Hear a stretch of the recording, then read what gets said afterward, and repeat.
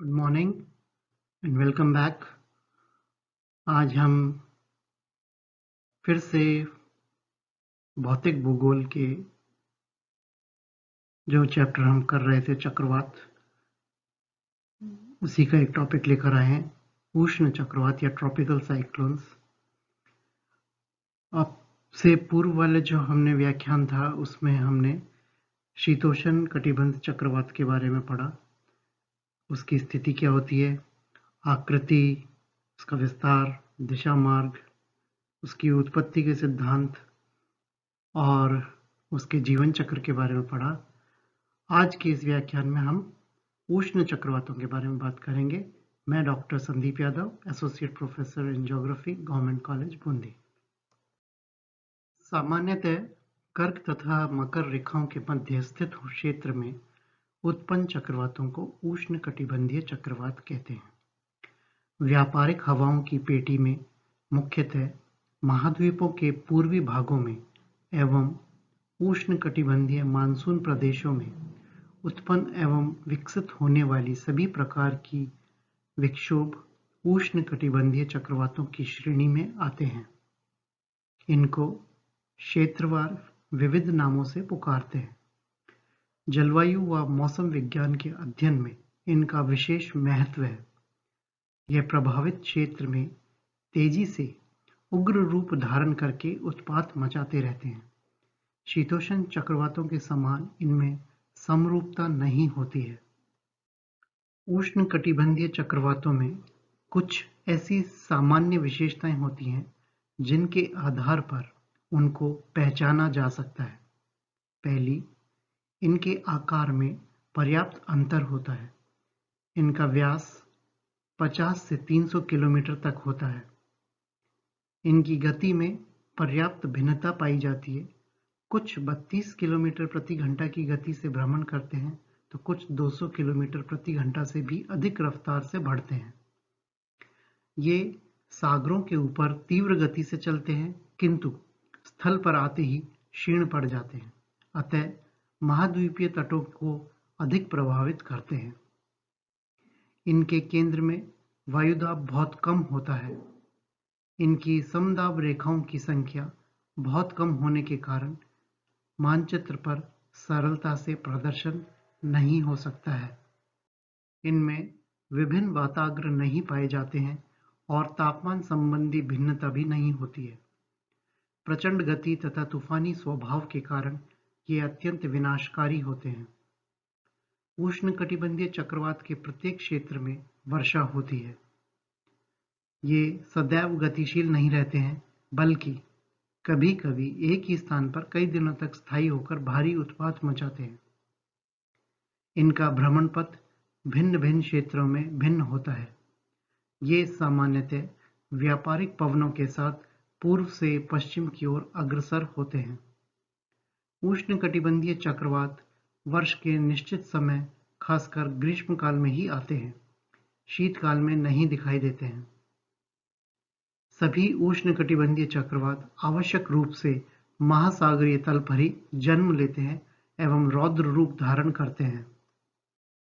उष्णकटिबंधीय चक्रवातों की उत्पत्ति और विकास की अनुकूल दशाएं। व्यापारिक हवाओं की पेटी और विषुवतरेखीय शांत खंड का मिलन क्षेत्र उष्णकटिबंधीय चक्रवातों के विकास का आदर्श प्रदेश माना जाता है। यहाँ के शांत समुद्री क्षेत्रों में स्थानीय संवहन के समय धोकनी की भांति निरंतर जल वाष्प ऊपर उठती है, अतः संवहन की आदर्श दशा होने पर इसमें तूफानी लक्षण आने लगते हैं। ऐसे ही स्थानों पर स्थलीय रूप से निरंतर नमी का संतृप्त क्षेत्र बनने एवं वहाँ के ऊंचे तापमान के सम्मिलित प्रभाव से तेजी से वायुदाब भी गिरता जाता है। इससे समदाब रेखाओं का ऐसा वृत्त आकार का घेरा बनता जाता है जिसकी प्रवणता तीव्र बनी रहती है। ऐसे उष्ण चक्रवात प्राय एक मौसम से दूसरे मौसम के परिवर्तन काल अथवा वायु भार की पेटियों के उत्तर या दक्षिण में खिसकने के समय अधिक विकसित होते हैं। कई बार यह उत्पत्ति स्थल, जो कि सागर होता है, पर कई दिनों तक स्थिर प्राय रहकर अधिक शक्तिशाली रूप धारण कर लेते हैं। उपरोक्त मानचित्र के अंदर चक्रवातों का सागर से उठकर पूर्वी तटों की तरफ में जाना दिखाया गया है। हम बात करें मानचित्र के बिल्कुल जो लेफ्ट साइड है, उसमें आप देखिए जो एशिया के ऊपर आ रहे हैं, ये अप्रैल और जनवरी के महीने के बीच में इनकी संख्या ज़्यादा होती है और यहाँ पर इनको टाइफून्स का नाम देते हैं। नीचे ऑस्ट्रेलिया की तरफ में देखें तो ये अक्टूबर और मई के महीने में ज़्यादा आते हैं और यहाँ इसको जो नाम दिया जाता है वो विली विली नाम दिया जाता है। फिर भारत की तरफ में आप देखें तो ये चक्रवात ही रहते हैं। चक्रवाती नाम इनके अब स्थानीय नाम देने लग गए, जैसे अभी हाल ही में निवार और जो तमिलनाडु और केरला के इस पे आंध्रा के तट पर आया था। फिर उत्तरी अमेरिका की तरफ में अगर देखें तो ये हरिकेन्स या टॉर्नेडो इसको नाम दिया जाता है और ये जून और नवंबर के महीने में आते हैं। उष्णकटिबंधीय चक्रवातों के प्रकार। तीव्रता के आधार पर उष्णकटिबंधीय चक्रवातों को हम 3 भागों में बांट सकते हैं।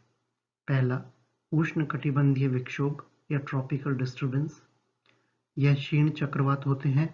इनमें हवाएं मंद गति से केंद्र की ओर प्रवाहित होती हैं तथा यह मंद गति से ही आगे बढ़ते हैं।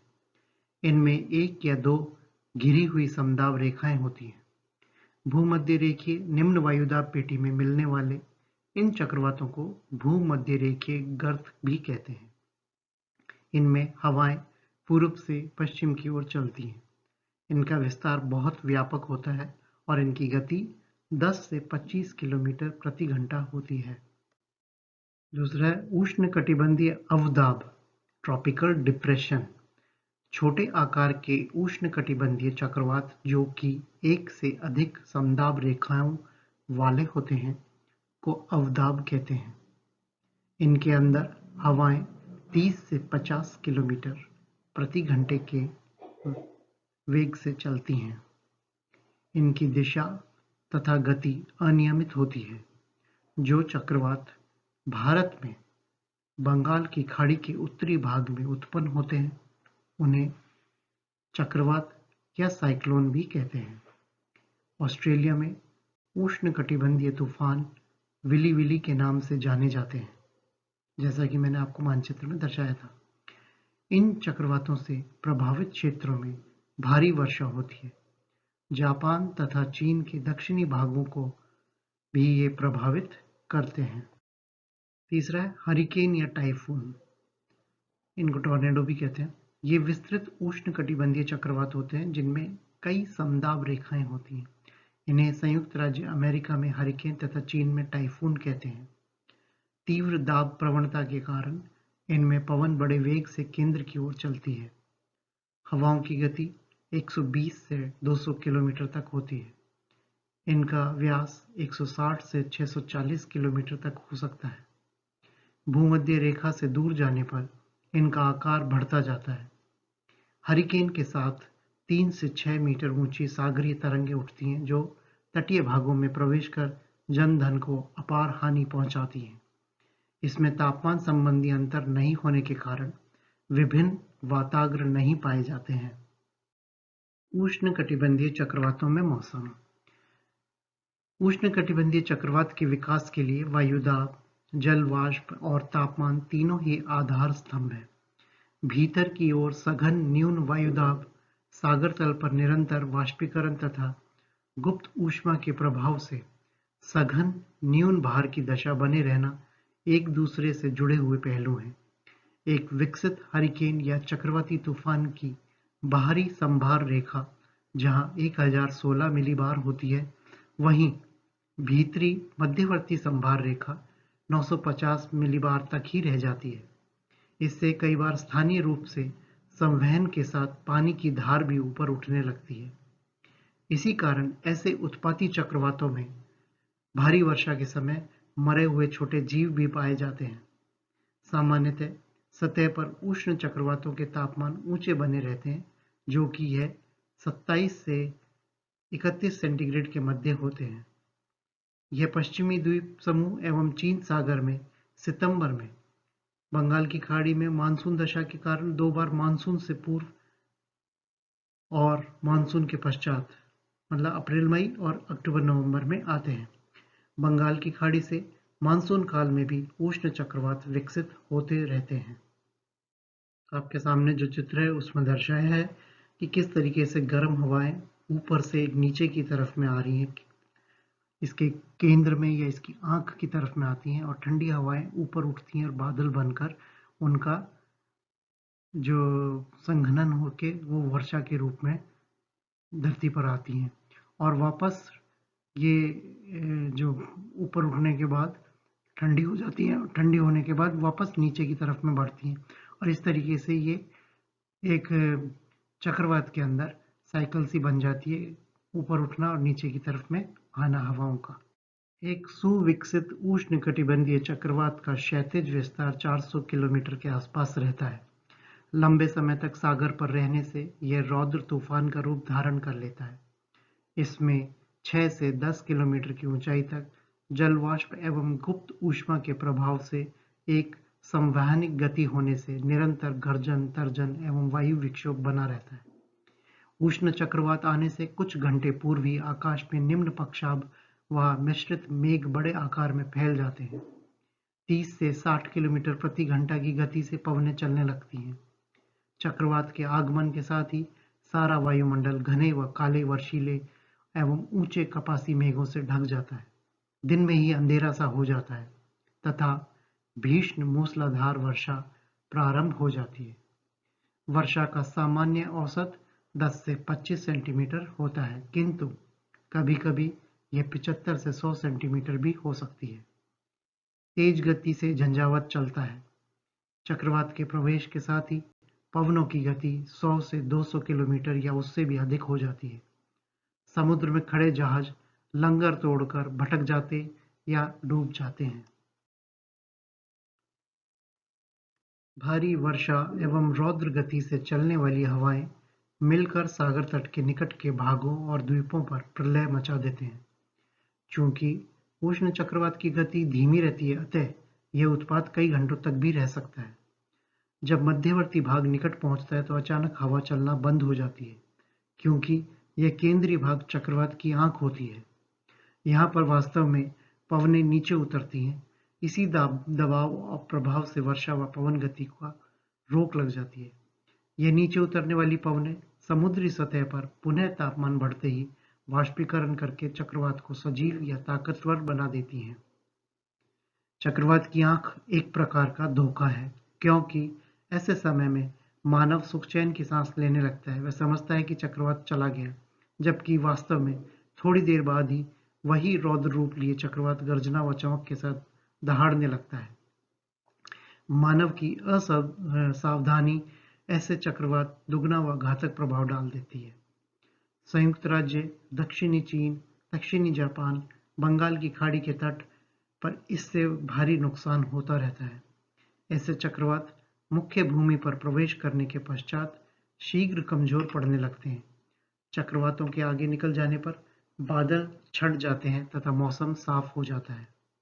उष्णकटिबंधीय चक्रवातों का वितरण। ये मुख्य रूप से 5 से 15 डिग्री अक्षांशों के मध्य दोनों गोलार्धों में सागरों के ऊपर पाए जाते हैं, किंतु इनका प्रभाव 30 डिग्री से 35 डिग्री अक्षांशों तक देखने को मिलता है।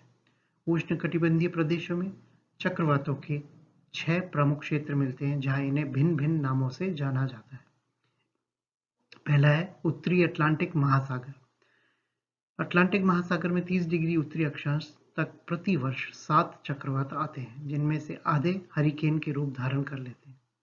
इनमें से केप वर्ड द्वीप क्षेत्र में अगस्त तथा सितंबर में, पश्चिमी द्वीप समूह के उत्तरी व पूर्वी भाग में जून से अक्टूबर तक, उत्तरी कैरिबियन सागर में मई से नवंबर तक, दक्षिणी कैरिबियन सागर में जून से अक्टूबर तक और मेक्सिको की खाड़ी में जून से अक्टूबर तक हरिकेन आते हैं। दूसरा, उत्तरी प्रशांत महासागर। मैक्सिको के पश्चिमी तट के सहारे उत्पन्न होने वाले ये चक्रवात कैलिफोर्निया तट एवं हवाई द्वीप तक पहुंचते हैं। यहाँ जून से नवंबर तक 5 से 6 चक्रवात आते हैं, जिनमें से 2 हरिकेन का रूप लेते हैं। तीसरा क्षेत्र है चीन सागरीय क्षेत्र। चीन सागर, फिलीपाइंस, दक्षिणी कोरिया और दक्षिणी जापान के निकट उत्पन्न होने वाले चक्रवातों को टाइफून कहते हैं। प्रतिवर्ष मई से दिसंबर तक इन भागों में लगभग 21 टाइफून आते हैं, जो कि विनाशकारी होते हैं। अब ये नीचे जो मानचित्र आप देख रहे हैं, इसमें जो नीले रंग से जो क्षेत्र नजर आ रहा है, वो इन उष्ण चक्रवातों के उत्पत्ति क्षेत्र हैं, और जो पीले रंग से दिशाएं दिख रही हैं, ये इनका चक्रवातों का मार्ग होता है आगे बढ़ने का। चौथा, दक्षिणी प्रशांत महासागर। ऑस्ट्रेलिया के पूर्वी भाग में उत्पन्न होकर उत्तरी पूर्वी तट को प्रभावित करने वाले चक्रवातों को विली विली कहते हैं। ये चक्रवात दिसंबर से अप्रैल के मध्य आते हैं। पांचवा, उत्तरी हिंद महासागर। बंगाल की खाड़ी तथा अरब सागर में उत्पन्न होने वाले चक्रवातों को अवदाब या चक्रवात कहते हैं। ये अप्रैल से दिसंबर तक आते हैं। अरब सागर में प्रतिवर्ष 1 या 2, बंगाल की खाड़ी में 4 से 5 चक्रवात आते हैं। इनसे तटवर्ती भागों में व्यापक हानि पहुंचती है। छठा, दक्षिणी हिंद महासागर। मेडागास्कर, मॉरिशस व रीयूनियन द्वीपों के निकट नवंबर से अप्रैल महीने के मध्य 1 या 2 चक्रवात आते हैं। तो अब बात करेंगे प्रति चक्रवात की, एंटी साइक्लोन्स। प्रति चक्रवात में चक्रवात की ठीक उल्टी स्थिति पाई जाती है। इनके मध्य में उच्च दाब होता है और थोड़ी थोड़ी दूरी पर 3 या 4 समभार रेखाएं अंडाकार या वी के आकार में एक ऐसे क्षेत्र को घेरे रहती हैं। इस प्रकार प्रति चक्रवात समभार रेखाओं की वह अंडाकार व्यवस्था है जिसके मध्य उच्च वायुदाब रहता है एवं पवनें बाहर की ओर चलती हैं। इसमें पवनें शीतल व धीमी गति से चलती हैं। आकाश स्वच्छ रहता है। शीतोष्ण कटिबंधीय प्रदेशों में 2 चक्रवातों के मध्य प्रति चक्रवातीय दशा पाई जाती है। यहाँ की पवनें उत्तरी गोलार्ध में दक्षिणावर्त क्लॉकवाइज और दक्षिणी गोलार्ध में घड़ी की सुई की उल्टी दिशा या वामाव्रत एंटी क्लॉकवाइज दिशा में चलती हैं। इस चित्र में दिखाया जा रहा है कि कैसे हवाएं ऊपर से जब नीचे की तरफ में आती हैं तो वो गोलाकार घूमना शुरू हो जाती हैं घड़ी की सुई की दिशा में, और फिर वो गोलाकार घूमती घूमती बाहर की तरफ में निकलना शुरू हो जाती हैं, और इसको प्रति चक्रवात की दशा कहते हैं। प्रति चक्रवातों की निम्न विशेषताएं हैं। इनके मार्ग या दिशा चक्रवातों की भांति पूर्व निश्चित नहीं होते हैं। प्राय शीतोष्ण चक्रवात के पश्चात प्रति चक्रवात आते हैं। यह उष्णकटिबंधीय में भूमि से सागर की ओर चलते हैं और तट के निकट समाप्त होते जाते हैं। इनका ऊर्ध्वाधर विकास छिछला होता है, किंतु क्षैतिज विस्तार बहुत अधिक होता है। कभी कभी इनका व्यास 9000 किलोमीटर तक होता है। इनमें समभार रेखाएं प्राय कुछ दूरी पर रहती हैं, अतः पवनें 25 से 40 किलोमीटर प्रति घंटा के आसपास चलती हैं। प्रति चक्रवातों के मध्य में ऊपरी भागों की शीतल हवा नीचे उतरकर चारों ओर फैलती है, अतः भीतरी उच्च भार से बाहर की ओर पवनें चलती हैं, जैसा कि हमने इससे पहले वाली स्लाइड में देखा था। प्रति चक्रवातों में मौसम शीतल, साफ और शांत रहता है। उत्तरी गोलार्ध के प्रति चक्रवातों के पूर्वी व दक्षिणी पूर्वी भाग में शुष्क व गर्म हवाएं एवं पृष्ठ भाग में शुष्क व शीतल पवनें चलती हैं। इसमें ना तो वायु राशियां मिलती हैं, ना ही वाताग्रों का विकास होता है। 1909 में जर्मनी के हैंजलिक ने सामान्य लक्षणों के आधार पर प्रति चक्रवातों के 3 प्रकार बताए। पहला, शीत प्रदेश के प्रति चक्रवात। ऐसे प्रति चक्रवात का विकास आर्कटिक एवं ध्रुवीय प्रदेश के द्वीपों व स्थलखंडों पर होता है। यहाँ से ध्रुवीय पवनों के सहारे तथा बाद में पछुआ पवनों के प्रभाव से पूर्वी क्षेत्रों में भूमि पर चलते हैं। ये कम ऊंचाई के होते हैं और ताप विलोमता के कारण इनकी ऊपरी परतों में उष्णता पाई जाने से निम्न वायुदाब के ऊपरी क्षेत्र भी पाए जा सकते हैं। ऐसे प्रतिचक्रवात दो प्रकार के होते हैं। अस्थायी प्रतिचक्रवात, इनमें से अधिकांश प्रतिचक्रवात शीघ्र समाप्त हो जाते हैं, अर्थात यह निकट की वायु राशि का हिस्सा बन जाते हैं। सिर्फ कुछ प्रतिचक्रवात ही उद्गम क्षेत्र से काफी दूर तक तटीय भागों की ओर यात्रा कर पाते हैं। दूसरा, अर्धस्थायी प्रतिचक्रवात। यह प्रतिचक्रवात विशेष गतिशील रहते हैं।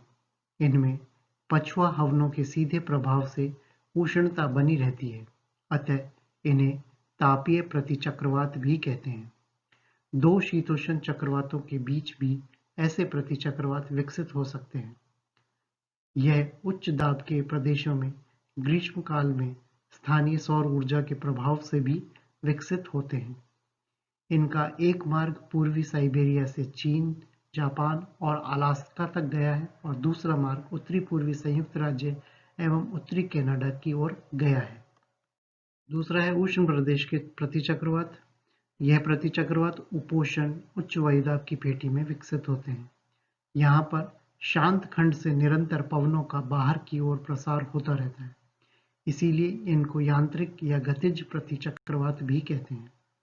शांत खंड में रहने से कभी कभी यह भीतरी स्थलों पर 1 से 2 सप्ताह तक प्राय स्थिर रह सकते हैं, क्योंकि इनकी चाल धीमी रहती है। यह प्रतिचक्रवात संयुक्त राज्य के पूर्वी भागों और भूमध्य सागर के पश्चिमी भाग व संलग्न महाद्वीपों के क्षेत्र में अधिक चलते हैं। इनसे मौसम शीतल, स्वच्छ और सुहाना हो जाता है। अवरोधी प्रतिचक्रवात। ऐसे प्रतिचक्रवात का विकास विक्षोभ मंडल की मध्यवर्ती परतों में मध्य अक्षांश क्षेत्रों में वायुदाब एवं ताप वितरण में स्थानीय अवरोध पैदा होने से होता है। उष्ण चक्रवातों की पट्टी के ऊपरी क्षेत्रों में विकसित होने से इनकी विशेषता उनके समान ही रहती है। कभी कभी यह वेज की भांति भी फैल जाते हैं।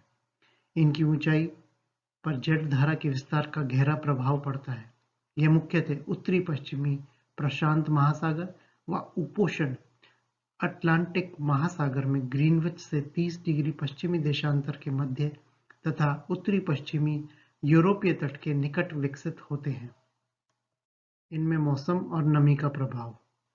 सामान्यतः प्रतिचक्रवात में केंद्र से बाहर की ओर हल्की गर्म या शीतल पवन धीमी गति से बहती हैं।